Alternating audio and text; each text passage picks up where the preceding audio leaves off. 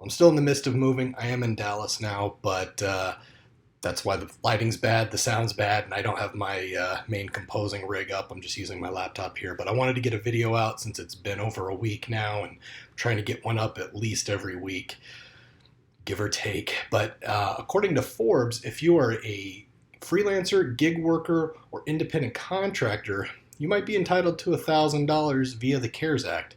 Let's check that out.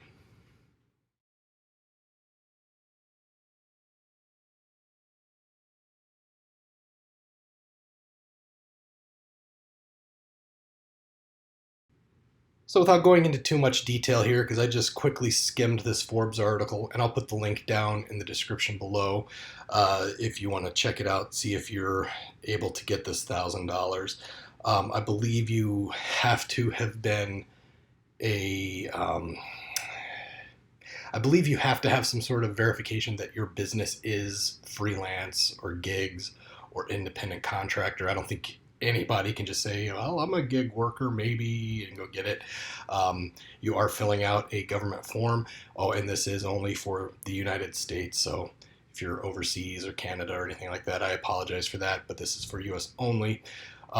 But since you are filling out a government contract, make sure, or government form rather, make sure you do read through it, make sure you're eligible for it, and don't make anything up. You can get in some serious trouble. But anyways, just quickly, what it says is if you are a freelance or gig worker of some type, you may be able to get a $1,000 grant. So a grant means you don't have to pay it back. It's not a loan, it's a grant.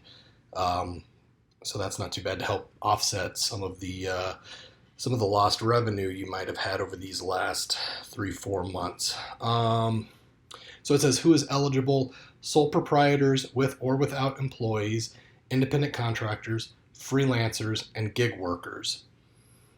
You must have been in business as of January 31st, 2020, and expanded eligibility criteria and the grants are only available until December 31st, 2020. So go check it out. You can fill if you're not sure, you can fill out the form. You don't have to worry about like getting zinged for lying if you're unsure, but I mean, don't make stuff up is basically what I'm getting at. It's like cheating on your taxes. Don't do it.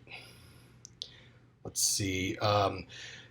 Where you apply for the grant is all within the Forbes article. I'm just going to link to the Forbes article and then read through it. You'll see all the links there. They actually have it really nicely laid out in this article with some of the details. But again, read the actual form you fill out before proceeding.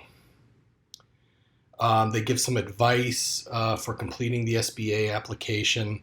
That's what it's called, the SBA application. So on the first question, it says check the second box as you are applying as an independent contractor or sole proprietorship. You have to add your social security number if you are applying as an individual independent contractor, freelancer, or gig worker. So you are putting your social in there. So again, don't lie. Don't make stuff up. And there's Forbes again is really good about giving you all the tips you need to go through this. If where it asks you if you're the owner, you put your name and 100% ownership. Yeah, there's about a dozen little bullet points here to help you along. For your business phone number, you can give your own personal cell number. That's fine. You don't have to be a big entity. You can just be like a private individual, gig worker, or freelancer. You just have to have been in business, and I assume that means have a business license. But again, I don't know, so read the thing.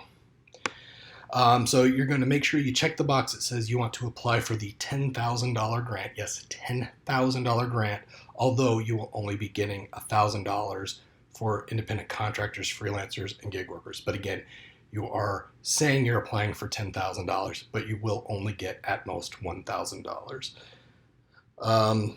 Should only take you about 15 minutes to fill out the form. After it's completed and submitted, I was reading some people said it was as quick as 24-hour turnaround.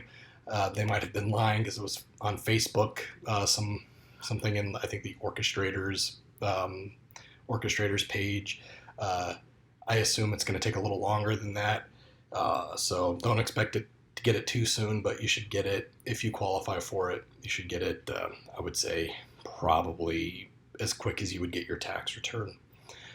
If you're going to direct deposit, which is always a good idea, so it just goes directly into your bank. You don't have to worry about checks getting mailed, and direct deposit is usually the quickest way. You'll need the name of your bank. You're going to need your bank account number. You're going to need the routing number. You should be able to find all this on your checks. Call your bank, or I know with Wells Fargo, you can put that you're a Wells Fargo customer and where you live, and it'll give you, or where you set your checking account up. Keep that in mind, where you set your checking account up, and it'll give you a routing number, so that shouldn't be too bad. And do not include a check number. Oh, do not include the check number. It's funny, they actually show you where everything is, and then they just made up a check. So yeah, they even tell you, I guess it's kind of idiot proof, don't include the 1234 check number. That's just their example. That's pretty good. But anyways, I just wanted to let you guys know that in case you didn't see it. I actually hadn't heard about that. I just happened to stumble upon somebody linking to the Forbes website on that orchestration or virtual instrument page on Facebook. So I wanted to pass it on to you guys. So we will see you on the next one.